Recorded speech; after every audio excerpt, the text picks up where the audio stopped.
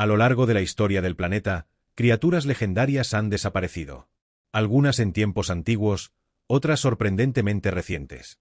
Cada extinción nos recuerda lo frágil que es la vida. Y lo rápido que puede desvanecerse. Estos son animales que hemos perdido para siempre. Acompáñanos para descubrir sus historias.